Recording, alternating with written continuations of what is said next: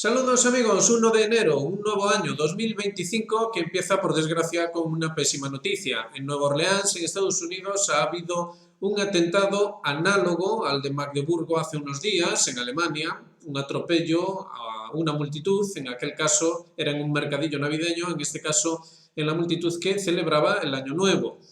La cosa ya rápidamente ha sido catalogada por las autoridades estadounidenses como un atentado terrorista.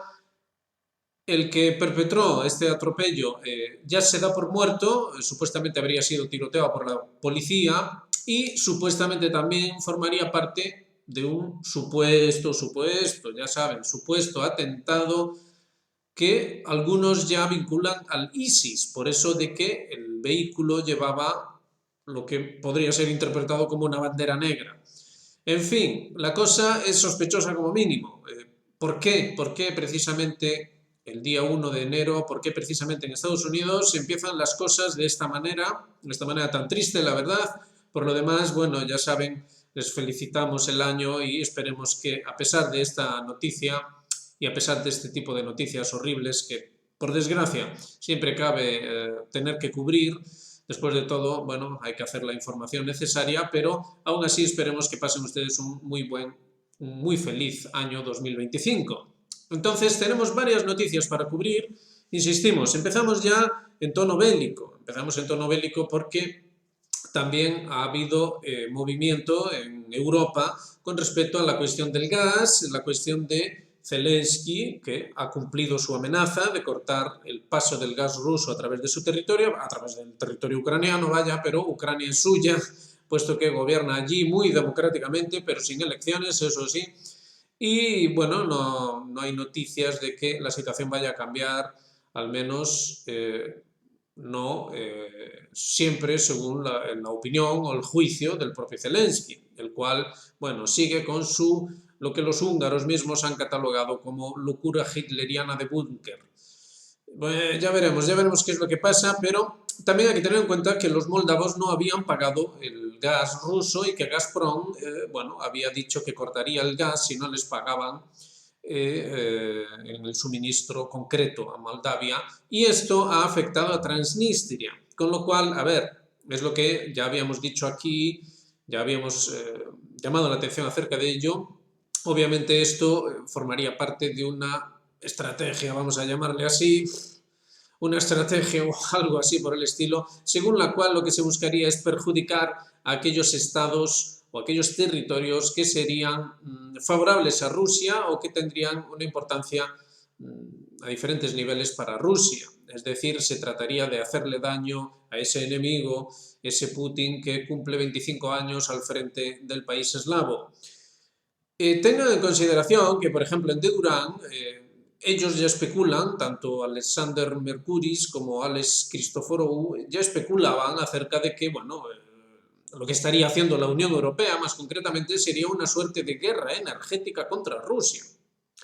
Es decir, se trataría de no, ¿cómo explicarlo? Madre mía. No usando, al menos oficialmente, no adquiriendo oficialmente la energía rusa, se supone que esto redundaría en un perjuicio económico y de prestigio para Rusia. En cualquier caso, esto también se supone que serviría para incrementar la presión a nivel interno ruso, etcétera, etcétera. La verdad es que esto no está nada claro y parece todo esto un asunto de locos que, como ya hemos dicho aquí, solo se explicaría, si es que puede explicarse, como un paso preliminar para una suerte de, llamémosle Blitzkrieg, que prepara la OTAN. La Unión Europea sería el conejillo de Indias en semejante experimento. La OTAN lanzaría de alguna manera a toda la Unión Europea, como había lanzado antes a Ucrania contra Rusia.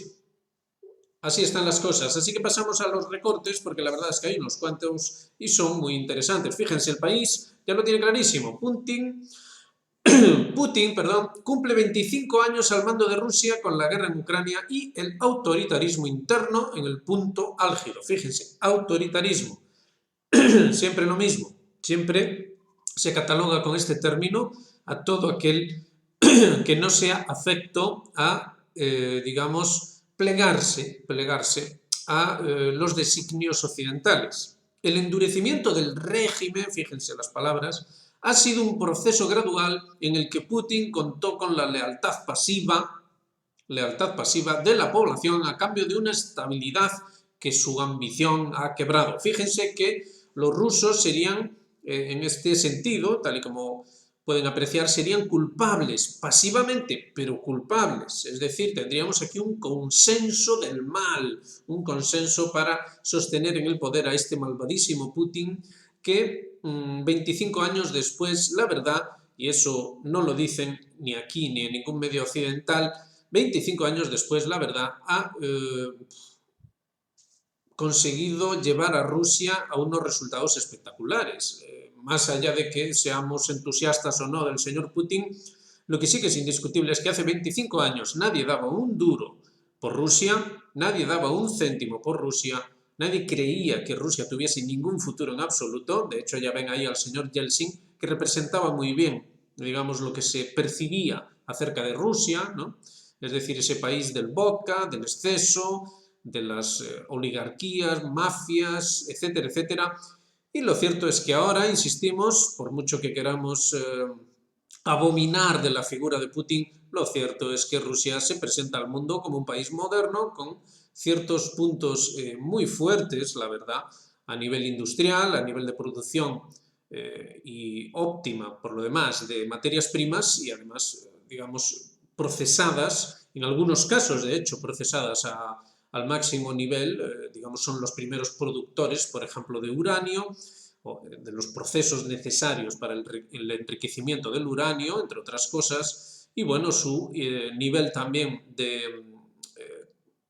industria militar, vaya, su nivel de industria militar es sencillamente indiscutible. Se ha demostrado en esta guerra de Ucrania que los rusos, vaya, no son para nada lo que parecían ser hace 25 años, que parecía, insistimos, que era un país que estaba destinado a la disolución absoluta, a pasar, digamos, a las sombras de la historia.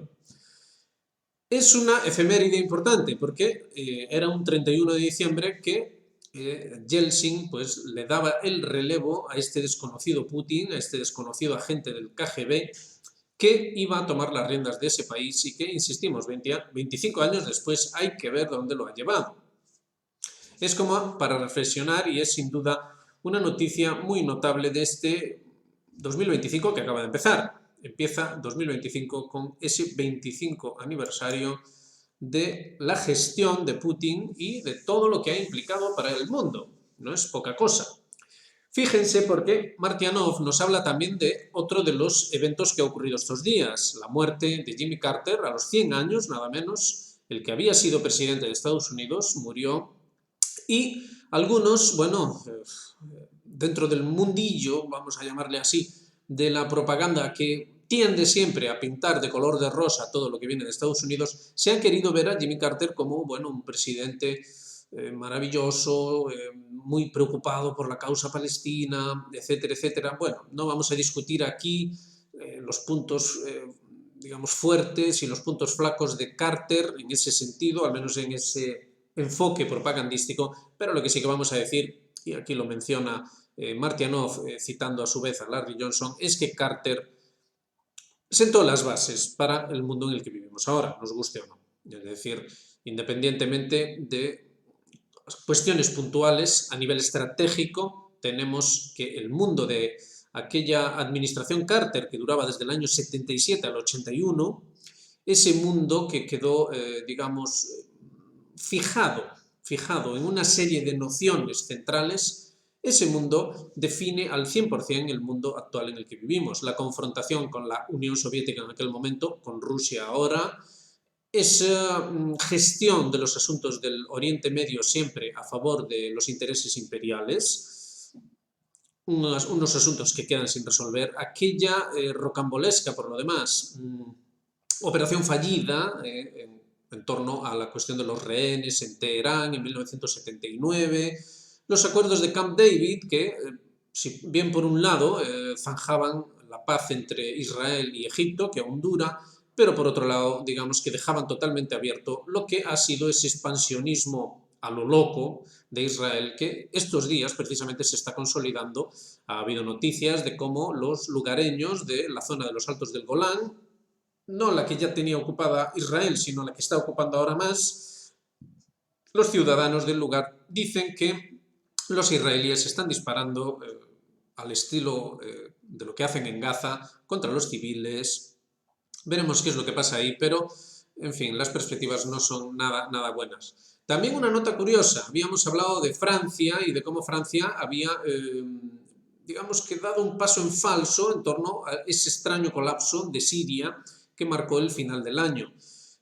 Ahora ha vuelto a aparecer y ha vuelto para hacer o efectuar un bombardeo sobre ISIS. ¡Qué curioso! Los aviones franceses han llevado a cabo una serie de misiones contra las posiciones del ISIS que aún se mantienen en Siria.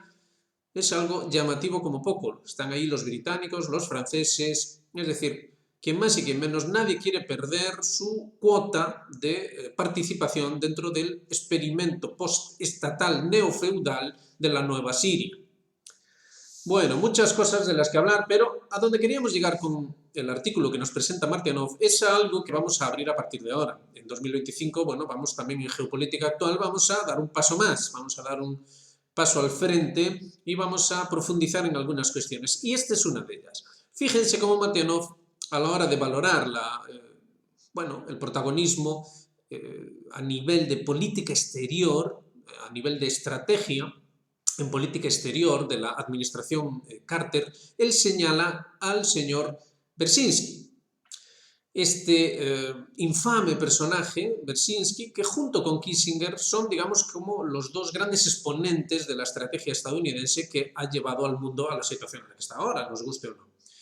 Entonces, con respecto a Brzezinski, digamos que lo que no está bien, a nuestro juicio, los análisis de Martianov siempre son excelentes, no vamos a entrar en eso, y a nivel militar, desde luego, tiene toda la autoridad y por lo demás sus predicciones se han demostrado ciertas.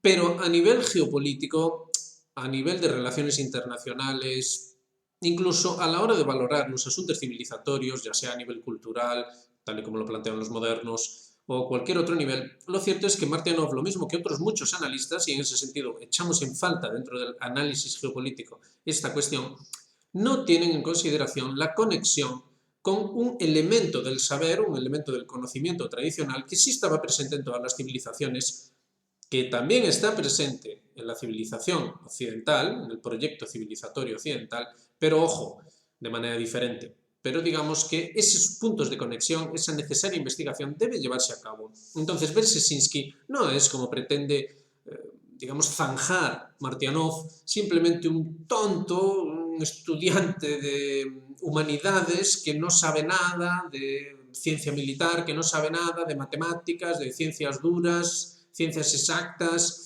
Es simplemente un botarate que no dice más que barbaridades y que fruto de eso y de sus delirios sacó adelante una serie de estrategias y bla, bla, bla, bla, bla, bla. No es así en absoluto. El análisis que presenta Martianov en ese sentido no es, a nuestro juicio, acertado. Entendemos que es necesario profundizar y mucho más en estas cuestiones y eso es lo que vamos a hacer. Por lo pronto, hoy vamos a tratar un detalle que explica muy bien precisamente por qué entendemos que debe llevarse a cabo un análisis más profundo y por qué está relacionado con la geopolítica. Y fíjense, recuperamos la figura de Albert Caraco, quizá no muy conocido, pero es un exponente del pesimismo, la corriente filosófica del pesimismo que junto con la corriente del existencialismo y otras muchas corrientes, digamos, que componen los últimos aportes filosóficos dentro de lo que es la filosofía moderna, vaya. Digamos que a partir de esos ya últimos autores tenemos ese tránsito hacia una filosofía de corte ya totalmente técnico, de hecho, fundada es casi exclusivamente en los avances técnicos y en la necesidad de buscar la trascendencia a todos los niveles, ya sean filosóficos o lo que sea, en torno al avance tecnológico, que sí la inteligencia artificial, etcétera, etcétera. Y ahí tenemos pues, a esos exponentes que suelen ser citados como Harari, etcétera. Fíjense, porque a la hora de valorar a este autor, este Caraco, tenemos que, fíjense, Vamos a leer ya la simple entradilla. El filósofo tiene algo muy valioso que enseñarnos. A pesar de la optimista idea de progreso, la destrucción de unos hacia otros jamás ha dejado ni dejará de existir. Este es el punto de conexión que hacemos con Bersinski. Hay que entender que el planteamiento a nivel de relaciones exteriores y de estrategia civilizatoria que lleva a cabo un Bersinski, lo mismo pasa con Kissinger o con otros exponentes, y que se encuadran dentro de, digamos que las últimas remesas de intelectuales que hubo en Occidente, las últimas remesas de aquellos que trataban de vincular los diferentes aspectos de los diferentes órdenes civilizatorios modernos, tratar de vincularlos entre sí para encontrarle, digamos, un punto de conexión que nosotros aquí llamaríamos, de hecho, civilizatorio, sin más, pero que en la modernidad se ha querido llamar como cultural y de tránsito hacia una nueva realidad humana, como un tránsito de evolución, un tránsito hacia un nuevo paradigma, etcétera, etcétera. Entonces, la conexión está clara, porque cuando Bersinski, cuando era asesor de seguridad nacional de Carter, durante la administración Carter, cuando Bersinski, digamos que perfila toda esa visión, lo que está haciendo es, digamos, trabajar sobre una base que este filósofo en concreto expresa a la perfección. Fíjense lo que se dice aquí. A pesar de la optimista idea de progreso, la destrucción de unos hacia otros jamás ha dejado ni dejará de existir. Esto nos retrotrae, digamos que a los fundamentos mismos de la filosofía moderna, a los primeros grandes exponentes de lo que se ha dado en ver como la filosofía de altas cotas, es decir, la filosofía de verdad, la que nos va a llevar, bueno, a la colonización de Marte, como lo expresaría Elon Musk, ¿verdad? Estamos hablando, por supuesto, de Hobbes. El hombre es un lobo para el hombre. Este tipo de filosofía que lo que hace es despojar al ser humano de su elemento esencial original, que, según todas las tradiciones, y la cristiana no era una excepción, es la inocencia. Es decir, esa inocencia primordial que, bueno, en el propio Génesis está muy bien expresada, esa inocencia primordial que, digamos, hace llamada no solo a el lugar de donde viene el hombre, sino a donde de hecho pertenece. Es decir, es el origen y el fin del hombre, la finalidad.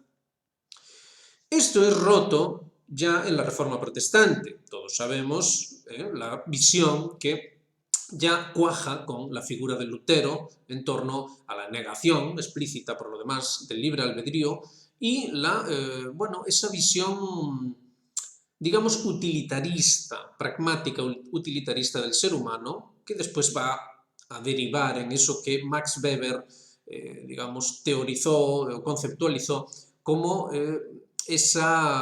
¿cómo lo llamó él?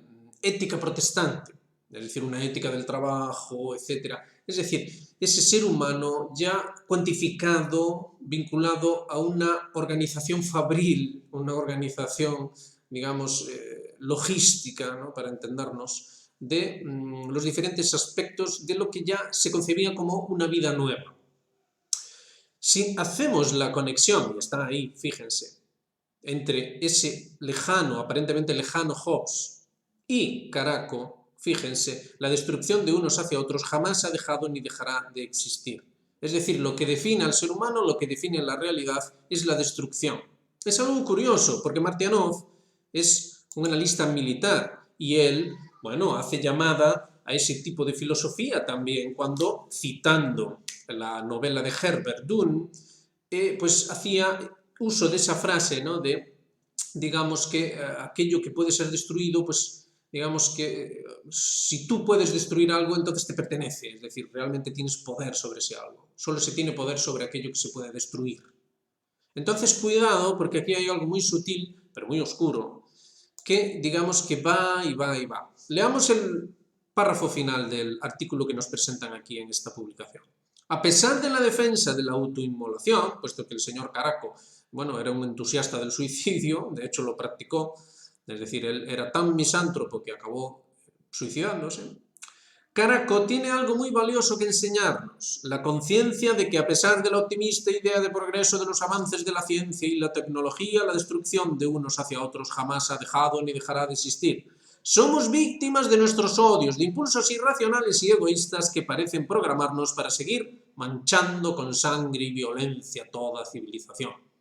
Cuidado porque esto está muy vivo. Esto es lo que se nos quiere hacer ver. Entonces, cuando se nos plantea la figura de Putin, cuando se nos plantea que es autoritario, ya lo ven ahí, ¿verdad? Es autoritario. Y esa lealtad pasiva de la población rusa. Todos estos enfoques. Autoritarismo interno, este Putin que nos ha traído la guerra, ¿verdad? Europa que quería ser un proyecto de paz y se ha convertido en un proyecto de guerra.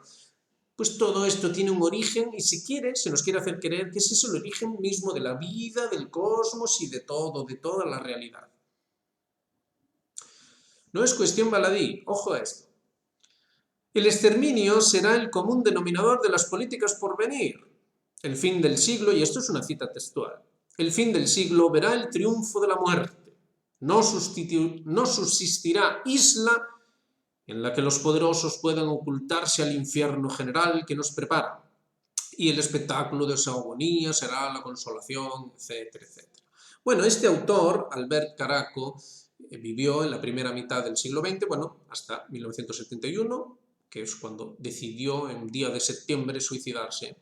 Y es un exponente, la verdad, que a nuestro juicio, fíjense, estamos hablando de 1971, la administración Carter llega en el año 77, pero estos intelectuales, esta última hornada de intelectuales estadounidenses, en realidad no estadounidenses, es curioso, ni Brzezinski ni Kissinger eran estadounidenses y no europeos, pero emigraron a Estados Unidos y se nacionalizaron estadounidenses, pero representan, digamos, el pensamiento estadounidense de forma muy definida, pensamiento estratégico estamos hablando. Pues estos, digamos que habían recibido su formación ya en los años 50, 60, dentro de toda esta marea, auténtica marea tormentosa de diferentes influencias, revolución de las ideas, revolución de la mentalidad, y todo esto acabaría, insistimos, cuajando en una suerte de, por un lado, existencialismo, por otro, pesimismo, pero insistimos, siempre dentro de un formato de una civilización que se ve a sí misma como sublime, fíjense, ahí lo dice, a pesar de la optimista idea de progreso. Es decir, es una civilización con una optimista idea de progreso, pero la esencia del ser humano es la maldad, es imposible que ocurra otra cosa más que el mal, y entonces es toda una lucha, más o menos infructuosa, más o menos estéril, contra una maldad que siempre va a sobreponerse, que siempre va a vencer. Básicamente, esta es la idea. Insistimos, es algo sutil, entendemos que puede ser algo difícil incluso de entender, pero que es extremadamente importante y que cabe hacer un esfuerzo intelectual en este punto. Por eso, a ver si hacemos una nueva sección con esto, porque la verdad vale y mucho la pena. Fíjense, dentro de esta línea tenemos este artículo que sale estos días, ¿no?, de fiestas de fin de año, año nuevo y todo esto. Y es curioso cómo Juan Manuel de Prada, que es también uno de esos ultimísimos exponentes de lo que un día fue la intelectualidad española, es decir, uno de esos individuos que persisten en hablar correctamente, pensar y esas cosas tan horribles, ¿verdad? ¿Por qué quieren hacer eso? Pues este señor es uno de esos exponentes y la verdad es que a veces tiene valoraciones muy buenas. Le honra el hecho de que, fíjense qué es lo que trata en su artículo. La prensa sistémica ha decidido crear una matrix que permita al reinado plutocrático mundial pastorearnos hasta el redil de la renuncia a la razón. Y ojo, porque esa renuncia a la razón está estrechamente vinculada con esta idea de que el ser humano en realidad no puede ser racional en el auténtico sentido de esa palabra, porque es malvado. Ojo con esto. Entonces, la base estratégica, la base del pensamiento estratégica de un señor Brzezinski, hay que entender que es precisamente esta. Estamos hablando de un señor que entiende que toda la humanidad y lo que cabe esperar de ella debe basarse en lo que es su naturaleza, y que su naturaleza es precisamente esa. Y fíjense, porque si leen el artículo verán cómo el señor de Prada nos habla de aquella misteriosa enfermedad que hace ya casi 5 años, bueno, nos visitó y nos demostró de qué va todo esto del proyecto civilizatorio moderno. Honra y mucho que tenga, pues eso, el coraje de decir estas cosas en público, puesto que toda esta información ha pasado desapercibida. Fíjense que ya lo dice ahí, el Congreso de los Estados Unidos, un extenso informe del Congreso de los Estados Unidos, bueno, pues no dejó ninguna duda acerca de qué es lo que ocurrió con aquella misteriosa enfermedad, el misterioso también tratamiento y medidas que se tomaron, y bueno, qué es lo que podrían significar. Fíjense cómo empezamos el 2025, no se quejen, no está nada mal. Pero bueno, hay más cosas que decir, ya ven. Ucrania corta el suministro de gas ruso a la UE, tal y como decíamos al principio. La negativa de Kiev a renovar el contrato con la gasista Gazprom deja a Turquía como única vía de entrada de este combustible desde Rusia al mercado comunitario. Ojo, porque esto nos lleva también a entender un poquito más el colapso de Siria y la postura de Turquía. Fíjense, dentro de esa guerra energética que sugerían los Alex de Durán, ¿verdad?, el señor Mercuris y el señor Christoforou, habría que valorar también la cuestión estratégica del Medio Oriente. La posición de Turquía es muy extraña, se mire como se mire, pero ahora que ya vamos viendo estos movimientos, quizá ya sí que vamos entendiendo un poco más de qué puede ir todo esto. Entonces los turcos querrían pasar, o al menos se les ha sugerido, o se les ha invitado a que lo sean, como, digamos que la única vía de entrada de recursos rusos, y quién sabe de qué más cosas, de cosas orientales, vamos a dejarlo así, hacia Occidente, dentro de esa tesis que hemos defendido aquí y explicado en detalle, de esa contención de Rusia, bueno, ese cinturón, digamos, de aislamiento, como lo plantean aquí, de ese gigante euroasiático que es Rusia. Porque, nos guste o no, lo cierto es que los rusos, ayer mismo se anunciaba la toma de Kurajovo, siguen avanzando en el frente de batalla y, bueno, lo más lógico es que acaben, como dijimos aquí hace meses, acaben llegando a esa línea del Dnieper, que es una frontera natural, y veremos qué es lo que pasaría, porque insistimos, dentro de esta cuestión del corte del gas está también ese otro corte que llevó a cabo Gazprom debido al impago y que ahora mismo pone en problemas a Transnistria, una Transnistria que dependía obviamente y mucho de los suministros de gas de Rusia y a todos los niveles, es decir, no solo para cuestiones de calefacción, etcétera, sino también para la producción de energía. Veremos qué es lo que va a pasar. De hecho, la central energética de Transnistria surtía a la propia Moldavia. Una Moldavia que ahora va a ser más democrática. Va a ser más democrática porque va a tener que pagar a mayor precio, por supuesto, la energía que le llegue a través de Rumanía. Todo esto son cuestiones estratégicas e insistimos, dentro de un planteamiento de una filosofía, llamémosle así, una filosofía muy negativa, que es la que bueno, perfila la estrategia que aún sigue vigente en Estados Unidos y en Europa y que es lo que cabe esperar para este año 2025. Quizá por eso hemos empezado con esta triste noticia de este atentado, supuesto tal. Veremos qué se sigue de todo esto, pero la verdad, cabe pensar que las derivas acerca de una responsabilidad, quizá de Irán, o quizá de algo relacionado con lo que pueda hacer Israel para hacerse con más territorios todavía en Siria y acrecentar su influencia dentro de toda esa compleja estrategia regional en la que Turquía también sacaría lo suyo, ¿verdad? Y acabarían repartiéndose de alguna manera toda la influencia y bueno, todo ello siempre en perjuicio de la propia Rusia y de Irán. Es decir, estamos realmente en una guerra mundial y dentro de una estrategia compleja y con una filosofía muy oscura, muy preocupante.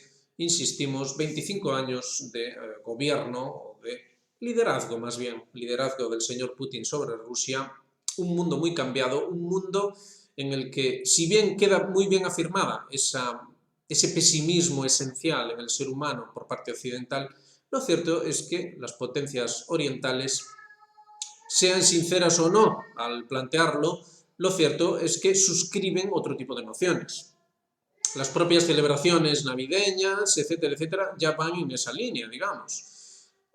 La llamada a los valores tradicionales, todo esto está ahí, está sobre la mesa y sin duda jugará un papel durante este año 2025. Bueno, no insistimos más, no es cuestión de hacer esto demasiado largo, ya hemos dicho suficiente y la verdad es que da para mucho reflexionar para un día 1 de enero. Así que nada, pasen bien el resto del día. Ya saben, hagan me gusta, suscríbanse, activen notificaciones y háganse miembros de Geopolítica Actual. En este 2025 vamos aquí a seguir trabajando para deshacernos de ese pesimismo, que no es nada inocente, nunca mejor dicho, y tratar de perfilar cuáles son las auténticas esencias de la realidad, las esencias que todas las tradiciones siempre sostuvieron y que, por lo demás, es lo que cabe esperar en buena lógica y siguiendo una metafísica, bueno, pues mínimamente canónica, vamos a decirlo así, ¿verdad? Lo dicho, venga, nos vemos en la próxima. Pasen buen día.